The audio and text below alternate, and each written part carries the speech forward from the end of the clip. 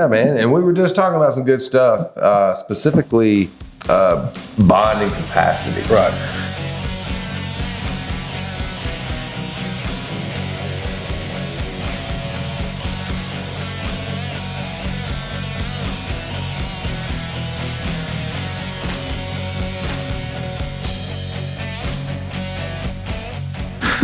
Jeff, welcome back. I know we had to take a little break there. Good to see you. You too, buddy. Yeah, man. And we were just talking about some good stuff, specifically bonding capacity. Right.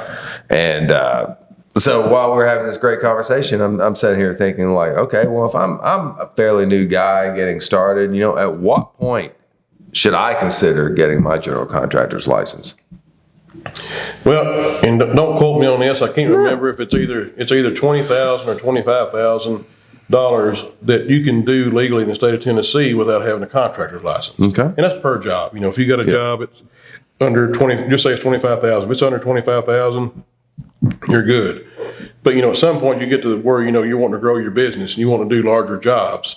But once you get over that, the state requires you to have a contractor license to be able to bid on such work. Okay.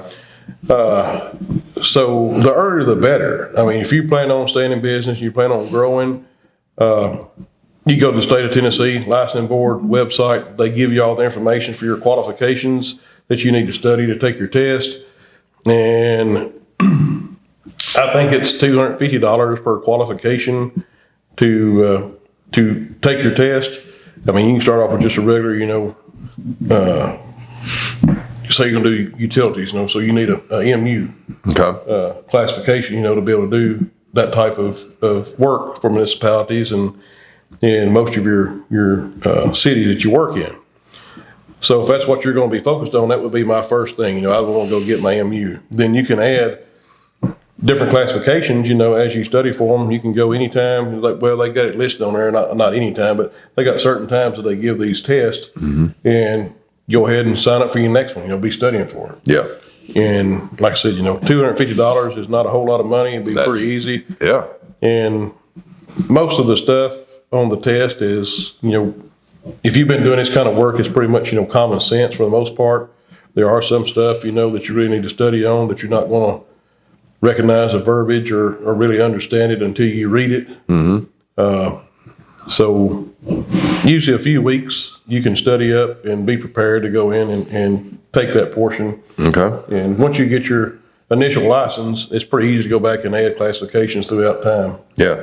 That's pretty cool then. Well, so, okay, let's just say you're fairly new again, you're growing your business. I mean, would you recommend doing that immediately, or do you suggest, I know there are consultants and people you can source, essentially not like rent a GC, but right. There are expenses associated with that, and certainly their liabilities and so forth. Yeah, and you can, that's a common thing, but the GC that you're dealing with, that you're working under, that's going to bid this project for you, they're still liable. It's their license on the line. They got to have, faith in you that you're going to do a good quality job and not give them a black eye. Right.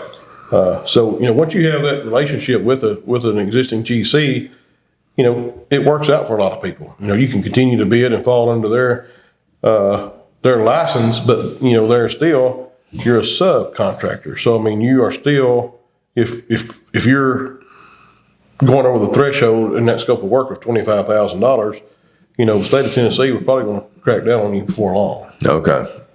And but there again, a lot of. Whoa! I'm sorry, Jack. Can we back up real quick? You're saying so as a sub, the state would still come at me at some point and be like, "Look, you need to be getting licensed for this." And even if I am using one of these consultants, and there's a fine line there. I'm not sure what it is. Gotcha. And it probably varies by state and everything else. So it's.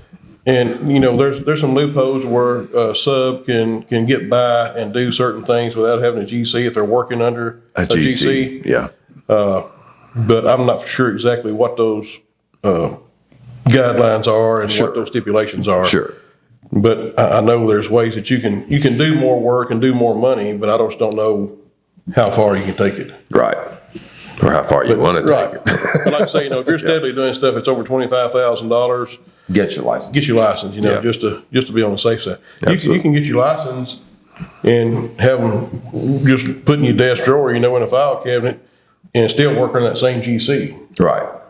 But I would want to have those, because who knows when that GC may decide, hey, I'm not fooling with any more subs, I don't want to go this route anymore. Then there you are. That's right. Plan your own future. Yeah. All right. Well, good stuff, Jeff. I appreciate you sharing that with me, man. Yeah, like I said, it's just something I thought about during our last conversation. So, yeah. Awesome as always. Well, guys, check us out, profitdig.com. I think, fairly confident, it's the world's easiest to use, most affordable job costing and bidding application. So, like the video, subscribe to the channel. Check us out. We'll see you soon. See you guys.